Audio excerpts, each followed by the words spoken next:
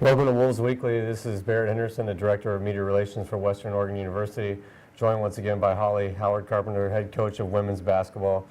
Coach, a road trip last week, and as you just said, you're happy to be back home here. Definitely happy to be back home. It seemed like we were gone for 2 weeks, but first round of conference in the books. Look to do some better things in the second half of conference. What'd you think of Billings, Montana? Actually, probably one of my favorite gyms so far. I thought that the environment, the atmosphere, we had a good crew, reffing, opponents respectful. It was a good all-around feel. Well, let's go ahead and talk about those games last week. Road games at Seattle Pacific and at Montana State Billings. Two teams in the top half of the GNAC, two teams that are getting better as the season progresses. And again, just two very quality teams here in the West region. Yeah, I thought we did a better job this week of playing in the second half. It's been kind of our Achilles heel all year is that we play a decent first half, and then our second half we kind of just let it go, and it was actually opposite for both games this weekend.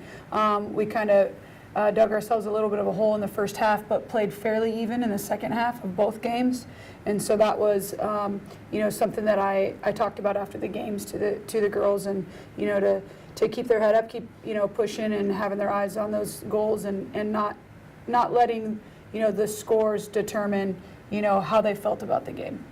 We talk about her every week, it seems like, but Dana Gilardi had a pair of 20-point games last week, including a career-high 27 at Seattle Pacific. It seems like Dana's just getting better and better each week, and now she's third in points per game, third in rebounds, third in blocks, third in field goal percentage, halfway through the conference season. Yeah, she continues to get better, and I'm amazed. I think, one time this is her best performance ever, and then she comes out and tops it the next night. And again, I'll go back to, not just her play on the court, but her leadership is so important for our team. And, she keeps everybody on board and, wanting more. And she doesn't let herself get down despite, wins or losses, and she just really holds us together. Halfway through the season, as we've mentioned here in conference play, what do you tell your team here at the midway point as you're going to be playing teams for the second time? So it's no surprises now for your teams coming up. I feel like I know the GNAC better. First round was trying to figure some things out, but I definitely think these 2 weeks that we have at home are super important. We have, St. Martin's this week, and then the Alaskas next week, and our goal is still in reach, and we have to stay the course and continue to get better each day, stay positive, stay together, and they're doing a really good job of that. I couldn't ask for a better group in terms of, they've done everything I've asked of them, and they compete, and that's all I can ask for. And taking a look at this week's game, one game this weekend's travel partner St. Martin's on Saturday at 7 p.m. here in New PE.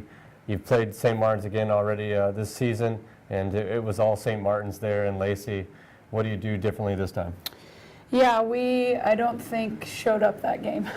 But we have to do a better job with their zone and attacking and not be tentative.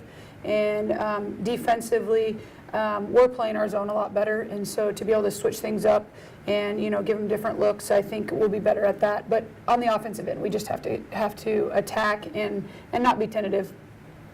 Well, we wish you the best luck on Saturday, and hopefully we'll be discussing a win on next week. That's the goal. Yeah.